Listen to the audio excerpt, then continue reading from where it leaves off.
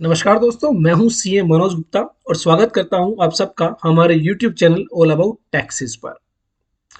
हमारी इस वीडियो में हम बात करेंगे how to file GSTR 1 for invoice furnishing facility. जी हाँ, आप इसे जीएसटीआर 1 कहिए या फिर इनवॉइस फर्निशिंग फैसिलिटी कहिए, दोनों एक ही बात है। तो बेसिकली अभी तक हमने समझा कि जो क्वार्टरली रिटर्न फाइलर्स होंगे, जो लोग क्वार्टरली जीएसटीआर 3 भी फाइल करेंगे, तो उन लोगों को मंथली बेसिस पर 50 लाख रुपए तक के B to B invoices, business to business invoices upload करने की फैसिलिटी दी गई, जिसको कहा गया इन्वॉइस फर्निशिंग फैसिलिटी।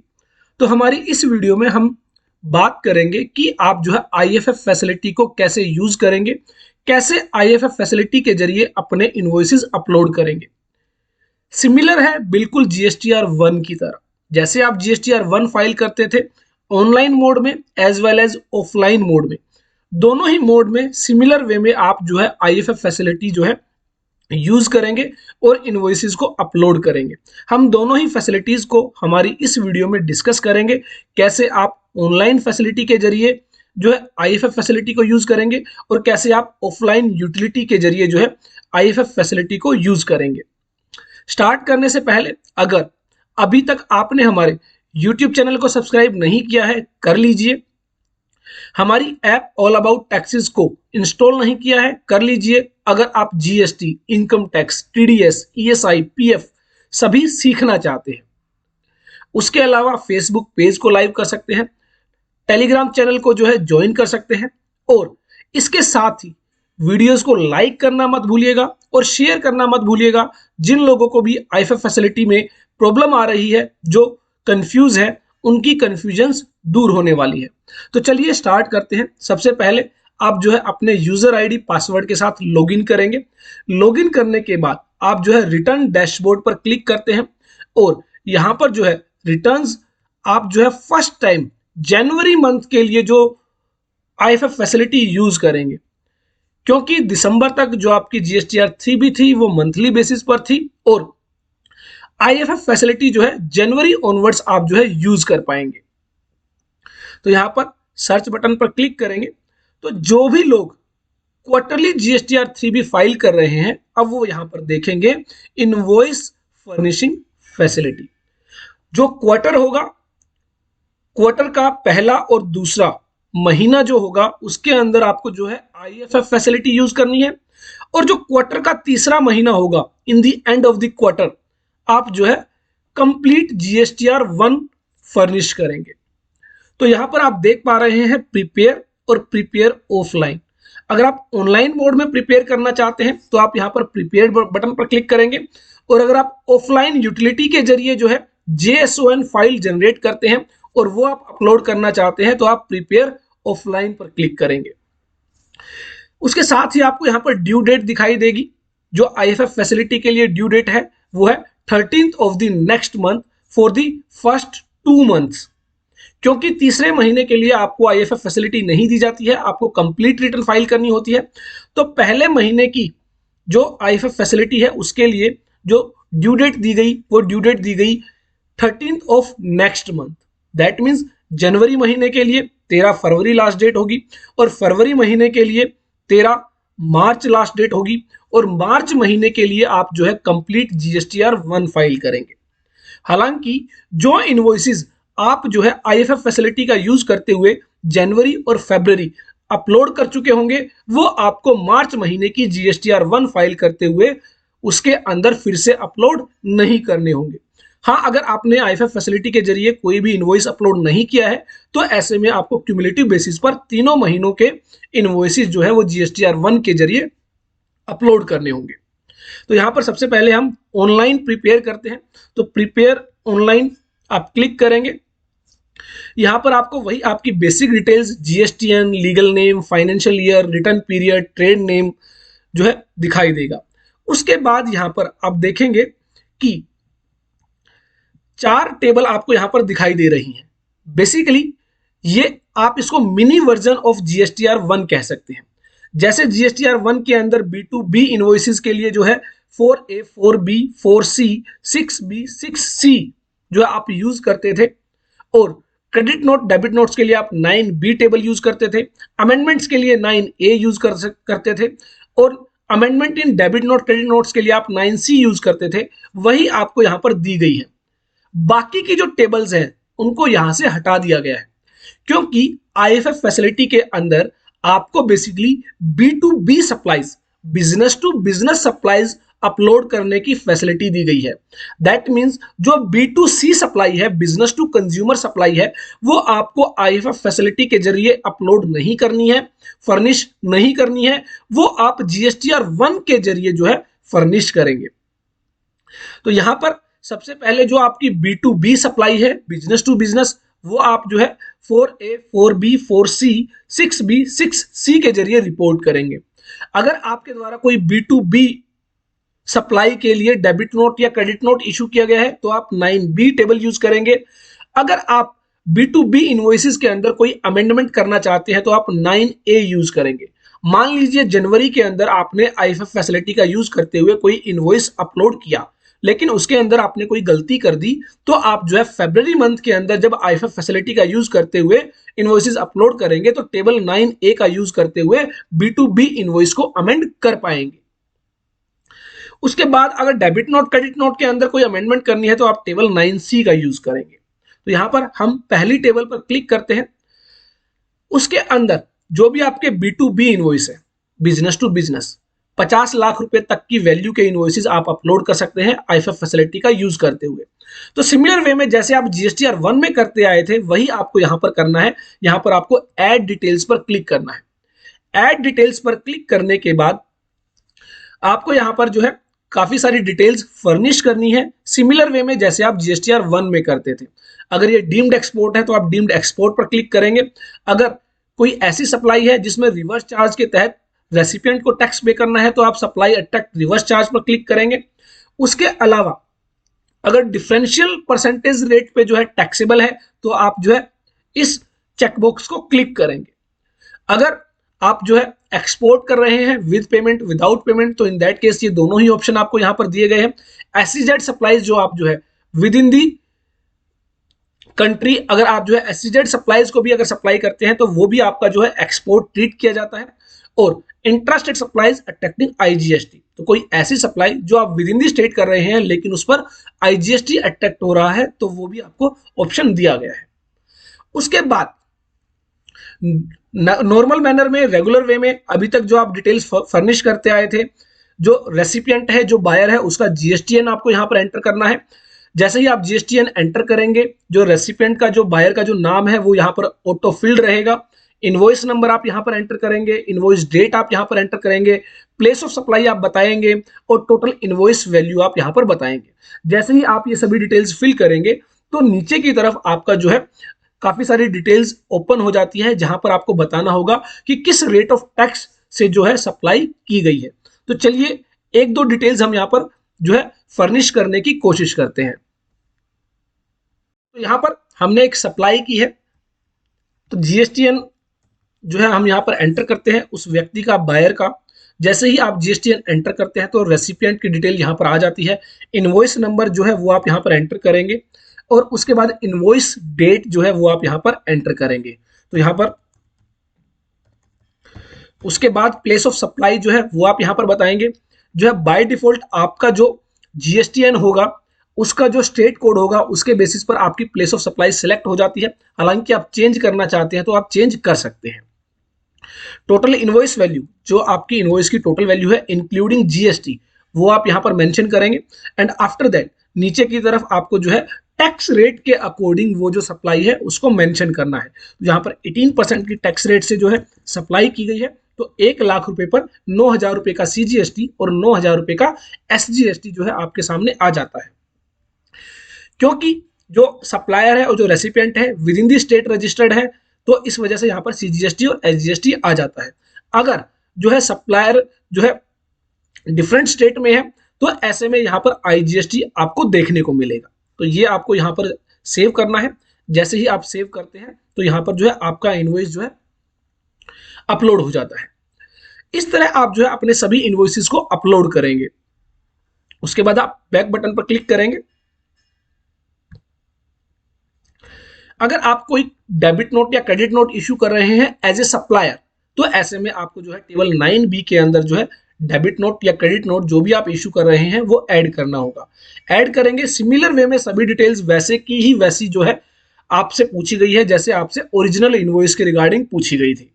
आपको जीएसटीएन बताना है, रेसिपिएंट का नेम जो है ऑटो फिल्ड रहेगा, debit note credit note number बताना है, debit note credit note date बतानी है, नोट टाइप कौन सा है, डेबिट नोट है या फिर क्रेडिट नोट है, नोट वैल्यू जैसे इनवॉइस वैल्यू आप देते थे इंक्लूडिंग जीएसटी वैसे ही नोट वैल्यू आपको यहाँ पर बतानी है। Place of supply by default आपके जीएसटीएन से लिया जाएगा, अगर आप चेंज करना चाहते हैं तो चेंज कर सकते हैं। उसके बाद नीचे की तरफ जो है आपको वो सभी डिटेल्स टैक्स रेट वाइज जो है बतानी होगी जो इनवॉइसेस में आपने सप्लाई की है।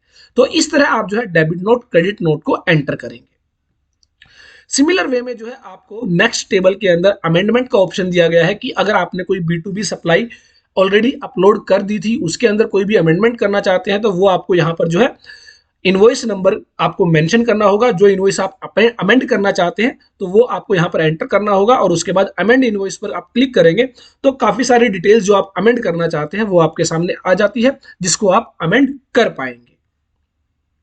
फॉर एग्जाम्पल मान लीजिए हम किसी एक इनवॉइस को जो है हमने ऑलरेडी अपलोड किया था, उसको हम जो है चेंज करना चाहते हैं। इनवॉइस नंबर हम एंटर करेंगे और अमेंड इनवॉइस पर क्लिक करेंगे।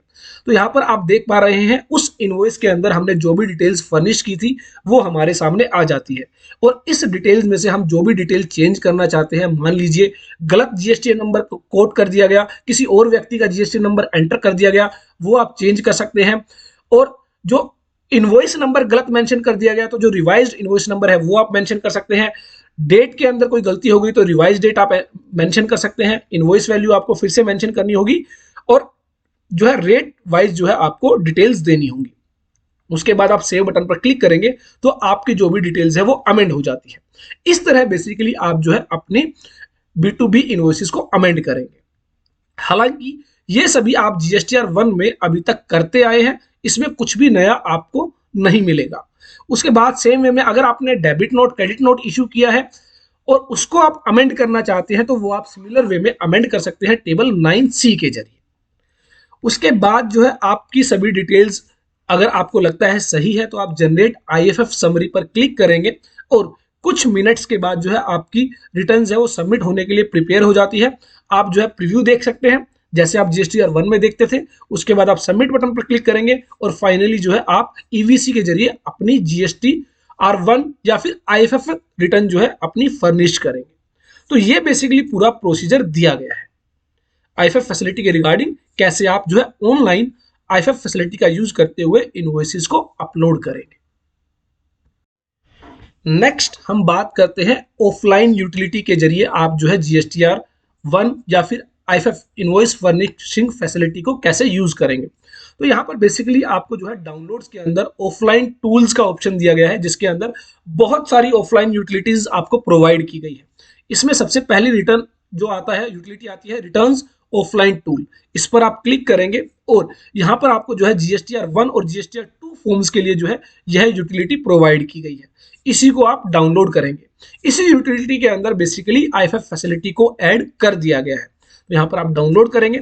जैसे ही आप क्लिक करते हैं तो यहाँ पर आपसे पूछा जाता है कि आप जो है डाउनलोड करना चाहते हैं। आप जो है डाउनलोड बटन पर क्लिक करेंगे, आपकी जो यूटिलिटी है वो डाउनलोड होना शुरू हो जाती है।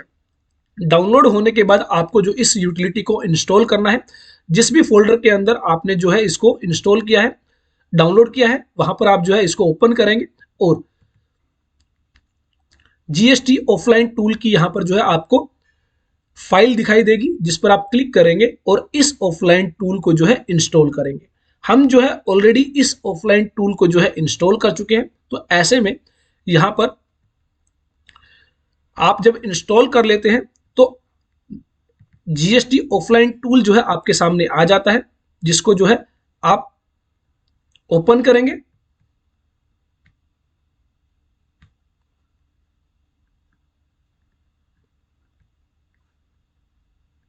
तो जब आप जो है ऑफलाइन टूल को ऑफलाइन यूटिलिटी को ओपन करते हैं तो कुछ इस तरह की विंडो आपके सामने आ जाती है। यहां पर आप देखेंगे अपलोड न्यू इनवॉइस या फिर अदर डेटा फॉर रिटर्न। तो ये जो ऑप्शन है आप यूज करेंगे जीएसटीआर 1 प्रिपेयर करने के लिए या फिर इनवॉइस फर्निशिंग फैसिलिटी को यूज करने के लिए। यहां पर आप न्यू बटन पर क्लिक करेंगे। जैसे ही आप न्यू बटन पर क्लिक करते हैं तो यहां पर आप देखिए जीएसटी स्टेटमेंट्स रिटर्न्स के अंदर आपके सामने जो है जीएसटीआर 1 और आईएफएफ का ऑप्शन आ जाता है। नेक्स्ट ऑप्शन है जीएसटीआर 2 का। तो हम बात करेंगे जीएसटीआर 1 या फिर आईएफएफ फैसिलिटी की। अगर आप क्वार्टरली टैक्स पेयर हैं तो ऐसे में आपके लिए यह एज ए आईएफएफ फैसिलिटी काम करेगी, और अगर आप मंथली टैक्स पेयर है, मंथली रिटर्न फाइलर है, तो ऐसे में जो है आपके लिए यह जीएसटीआर 1 का काम करेगी। तो यहां पर जब आप इस ऑप्शन को सिलेक्ट कर लेते हैं उसके बाद आपको जो है जीएसटीएन ऑफ सप्लायर यहां पर मेंशन करना है। फाइनेंशियल ईयर आपको यहां पर बताना है। फाइनेंशियल ईयर के बाद जो है टैक्स पीरियड, तो जनवरी के लिए हम जो है आईएफएफ फैसिलिटी का यूज करने वाले हैं, इनवॉइस फर्निशिंग फैसिलिटी का। और उसके बाद are you SEZ tax payer, तो वो अगर आप एससीजेड टैक्स पेयर है तो आप यस करेंगे, अदरवाइज आप नो करेंगे। और उसके बाद आपसे पूछा गया है is tax payer quarterly filers. अगर आप इसको यस करते हैं तो यह आपके लिए जो है आईएफएफ फैसिलिटी का काम करेगी, और अगर आप इसको नो करते हैं तो in that case you are जो है मंथली रिटर्न फाइलर्स, तो आपके लिए यह जीएसटीआर 1 का काम करेगी। तो ऐसे में यहां पर जो है आप क्वार्टरली फाइलर्स है तो आप यस करेंगे और जो टैक्स पीरियड है वो आप सेलेक्ट करेंगे। अब मान लीजिए आप क्वार्टरली फाइलर है और एंड ऑफ द क्वार्टर, जो लास्ट मंथ है क्वार्टर का, वो अगर आप सेलेक्ट करेंगे, मान लीजिए हमारे केस में मार्च होगा, तो मार्च का अभी ऑप्शन नहीं है, जब मार्च का ऑप्शन आएगा तो आप मार्च सेलेक्ट करेंगे, तो यह जीएसटीआर 1 का काम करेगी। क्योंकि IFF facility quarterly GSTR 3B filers को सिर्फ क्वार्टर्स के शुरू के 2 मंथ के लिए ही ऑप्शन दिया गया है। तीसरे महीने के अंदर तो आपको कंप्लीट जीएसटीआर 1 ही फाइल करनी होगी। उसके बाद जो है आप प्रोसीड बटन पर क्लिक करेंगे। प्रोसीड बटन पर क्लिक करते हुए यहां पर आपको जो है डिटेल्स बताई गई है, अगर ये सभी डिटेल्स सही हैं तो आप यस करेंगे। तो अब यहां पर आप देखेंगे जैसे ही आप सेक्शन सेलेक्ट करते हैं कि आप कौन सी डिटेल्स फिल करना चाहते हैं, तो यहां पर आपको सिर्फ 4 ही डिटेल्स दिखाई दे रही हैं जो हमने ऑनलाइन मोड के अंदर डिस्कस की है। वही 4 टेबल आप देखेंगे 4A 4B 4C 6B 6C, और amended B2B invoices, credit note debit notes और amended credit note debit notes. तो वही 4 ऑप्शन आपको दिखाई देंगे। हाँ, अगर आप लास्ट मंथ के लिए सेलेक्ट करेंगे, जो क्वार्टर्स का लास्ट मंथ होगा, तो आपको बाकी की सभी टेबल्स जो जीएसटीआर 1 में होती है वो आपको यहां पर दिखाई देंगी। उसके बाद अब मान लीजिए हम B2B इनवॉइसेस के अंदर जो डिटेल है वो अपलोड करना चाहते हैं, तो यहां पर अगेन वही डिटेल्स हैं जो आपने ऑनलाइन मोड के अंदर देखी थी। आपको बताना है जीएसटीएन क्या है, जीएसटीएन आप बताएंगे। जिस भी व्यक्ति को आपने सप्लाई की है, सेल की है, B2B सेल है, B2B सप्लाई है, वो आप यहां पर बताएंगे। उसके बाद रिसीवर नेम यहां पर आप देखेंगे मैंडेटरी फील्ड नहीं है, जो भी मैंडेटरी फील्ड है उन पर रेड मार्क है, तो यहां पर रिसीवर नेम अगर आप डालना चाहते हैं डाल सकते हैं। अदरवाइज आपने देखा था ऑनलाइन फैसिलिटी के अंदर जैसे ही आप जीएसटीएन एंटर करते हैं तो आपका जो रिसीवर नेम है वो जो है ऑटो फील्ड रहता है, तो यहां पर आपको रिसीवर नेम देने की जरूरत नहीं है। अगर आप मेंशन करना चाहते हैं तो कर सकते हैं। उसके बाद इनवॉइस नंबर आपको यहां पर एंटर करना है। उसके बाद इनवॉइस डेट आपको यहां पर मेंशन करनी है। उसके बाद टोटल इनवॉइस वैल्यू आपको यहां पर बतानी है। प्लेस ऑफ सप्लाई अगेन आपके जीएसटीएन से जो है ऑटो डिफॉल्ट जो है वो चूज कर लिया जाता है, अगर आप चेंज करना चाहते हैं तो कर सकते हैं। आपके जीएसटीएन से ही यह पता लग जाता है यह इंट्रास्टेट सप्लाई है या फिर इंटरस्टेट सप्लाई है। उसके बाद इनवॉइस टाइप क्या है, तो अगेन जो हमें पहले ऑनलाइन के अंदर हमने देखा था, ये जो सभी ऑप्शन है इसके लिए हमें चेकबॉक्स दिए गए थे। यहां पर जो आपको लिस्ट दी गई है, लिस्ट में से आप सिलेक्ट कर सकते हैं। ऑनलाइन के अंदर आपको चेक बॉक्स दे दिए जाते हैं, तो यहां पर रेगुलर हम सिलेक्ट करेंगे। उसके बाद इज रिवर्स चार्ज एप्लीकेबल, तो आप उस पर यस करेंगे। एप्लीकेबल टैक्स रेट क्या है, अगर डिफरेंशियल रेट है तो आप जो है यहां पर सिलेक्ट करेंगे। अगर इनके अंदर आपकी कोई भी डिटेल्स नहीं है तो आप इनको स्किप करेंगे और यहां पर उसके बाद प्लस बटन पर क्लिक करेंगे। जैसे ही आप प्लस बटन पर क्लिक करते हैं तो यहां पर अब आप देखेंगे कि आपको जो है रेट वाइज जो है सप्लाईज बतानी होगी, जैसा कि हमने ऑनलाइन मोड के अंदर भी देखा था। यहां पर 18% के अंदर 1 लाख रुपए की सप्लाई जो है वो की गई है, जिस पर 9% सीजीएसटी और 9% एसजीएसटी है। इस तरह हमारा जो बेसिकली जो इनवॉइस है वो जो है डिटेल्स फिल हो जाती है। तो इसी तरह आपके जितने भी इनवॉइसेस हैं वो आप यहां पर एंटर करेंगे। आईएफएफ फैसिलिटी के अंदर आप 50 लाख रुपए तक की वैल्यू के इनवॉइसेस जो है वो अपलोड कर सकते हैं। अब मान लीजिए उसके बाद जो है आप कोई B2B इनवॉइसेस को अमेंड करना चाहते हैं, तो आप यहां पर सेक्शन को जो है सिलेक्ट करेंगे और उसके बाद अगेन वही डिटेल जो हमने देखा था ऑनलाइन के अंदर वो आप यहाँ पर जो है फर्निश करेंगे। वही जीएसटीएन आपको मेंशन करना है। उसके बाद रिसीवर नेम आप स्किप कर सकते हैं। ओरिजिनल इनवॉइस नंबर अगर आपको बताना होगा, क्योंकि आप जो है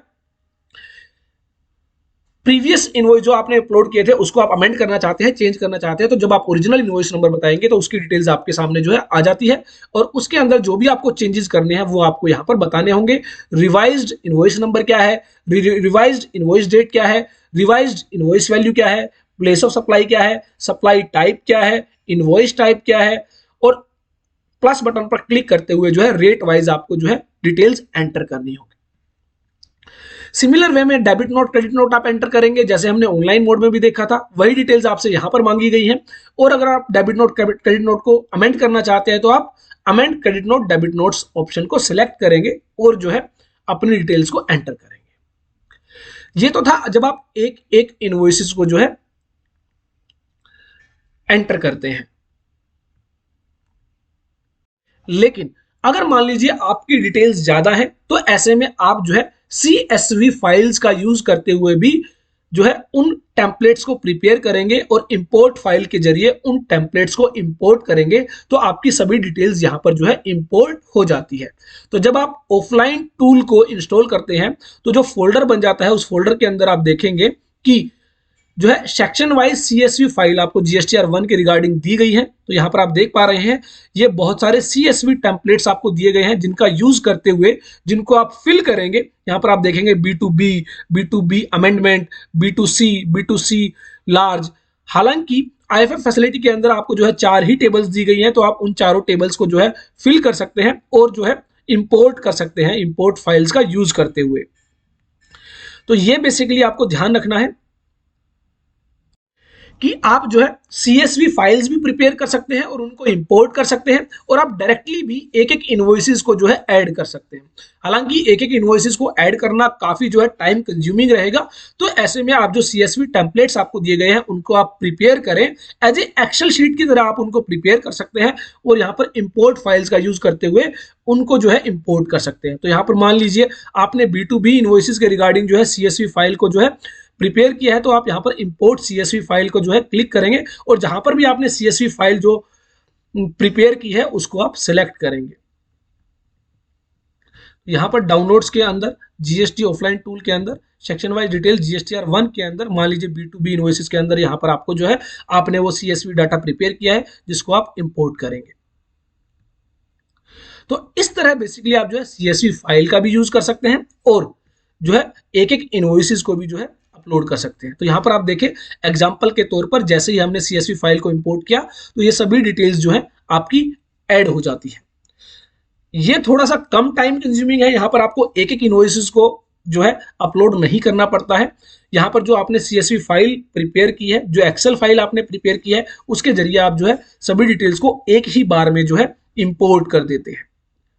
उसके बाद जब आपकी सभी डिटेल्स प्रिपेयर हो जाती है, चारों टेबल्स जो है आपकी प्रिपेयर हो जाती है, हो सकता है आपके केस में एक ही टेबल एप्लीकेबल हो सकता है आपके केस में चारों टेबल एप्लीकेबल हो, तो जिस भी व्यक्ति के केस में जितने भी टेबल एप्लीकेबल है वो उनको प्रिपेयर करेगा और व्यू समरी पर क्लिक करेगा।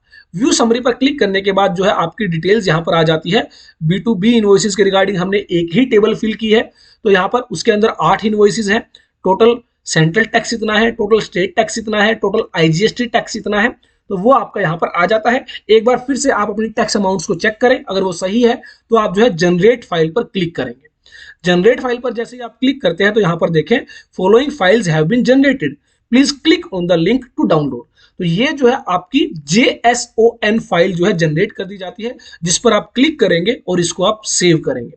सेव करेंगे जैसे ही आप जहां पर कहीं पर भी इसको सेव करते हैं, मान लीजिए हमने इसको यहां पर सेव किया। सेव करने के बाद आपको कुछ भी नहीं करना है, सिर्फ जो है GST पोर्टल पर जाना है और इस JSON फाइल को अपलोड करना है। तो उसके बाद जो आपका आखिरी काम बचता है वो काम बचता है कि आपको जो है GST पोर्टल पर जाना है और हमने देखा था IFF फैसिलिटी के जरिए के साथ आपको जो है प्रिपेयर ऑफलाइन का जो ऑप्शन दिया गया है उस पर आप क्लिक करेंगे और यहाँ पर देखिए आपको चूज फाइल के अंदर वो JSON फाइल जो आपने अभी अभी जनरेट की है वो यहाँ पर जो है अपलोड करनी है। तो यहाँ पर आप जो है जहाँ पर भी आपने उसको सेव किया है उसको आप सेलेक्ट करेंगे, यहाँ पर हमने जीएसटी ऑफलाइन टूल के अंदर रिटर्न्स, तो जैसे ही आप सिलेक्ट करते हैं तो यहाँ पर देखें कि आपकी जो जीएसएन फाइल है वो अपलोड हो जाती है। उसके बाद आपको यहाँ पर स्टेटस चेक करना है, प्रोसीड विद एरर। यहाँ पर आप देख पा रहे हैं कि जो है एरर के साथ जो है वो जीएसएन फाइल जनरेट हुई है। तो अब आपको क्या करना होगा, जनरेट एरर रिपोर्ट जो है वो आपको डाउनलोड करनी होगी और उसी यूटिलिटी के अंदर वो ओपन करेंगे और जो भी एरर्स है उसको आप जो है रिमूव करेंगे। जीएसएन फाइल के अंदर जो एरर्स होती है उनको कैसे रिमूव किया जाता है ये हम अपनी किसी और वीडियो के अंदर डिस्कस करेंगे। फिलहाल के लिए जब आप जो है उन एरर्स को रिमूव कर लेते हैं तो फिर से आप जो है जीएसएन फाइल को यहाँ पर सिलेक्ट करेंगे और फिर से उसको अपलोड करेंगे। तो उसके बाद आप देखेंगे जब आपकी GS1 के अंदर कोई भी एरर नहीं होती तो आपका स्टेटस जो है प्रोसेस्ड आ जाता है। प्रोसेस्ड आने के बाद आपको क्या करना है, आपको कुछ देर का वेट करना है। कुछ देर का वेट करने के बाद आप देखेंगे कि जो GSTR1 या फिर इनवॉइस फर्निशिंग फैसिलिटी है वो सभी डिटेल्स जो आपने जीएसएन के जरिए अपलोड की है वो आपके ऑनलाइन जो है फैसिलिटी के अंदर आ जाते हैं। उसके बाद आपको अगेन वही सारा प्रोसीजर फॉलो करना है, जो है जनरेट आईएफएफ समरी पर क्लिक करना है, एक्नॉलेज पर चेकबॉक्स पर क्लिक करते हुए आप जो है इसको सबमिट करेंगे। समय के बाद जब आप चेक करते हैं तो यहाँ पर आप देखेंगे आपने जो भी जीएसएन फाइल के जरिए इनवॉइस डिटेल्स अपलोड की थी वो आपकी जो है सभी टेबल्स में रिस्पेक्टिव टेबल्स के अंदर आ जाती है। हमने जो है 1 लाख रुपए का इनवॉइस जो है डिटेल जो है फर्निश की थी, तो आप यहाँ पर देख रहे हैं टोटल टैक्सेबल वैल्यू 1 लाख रुपए, टैक्स लायबिलिटी 18,000 रुपए, इनवॉइस वैल्यू 1,18,000 रुपए वो आपकी यहाँ पर आ जाती है।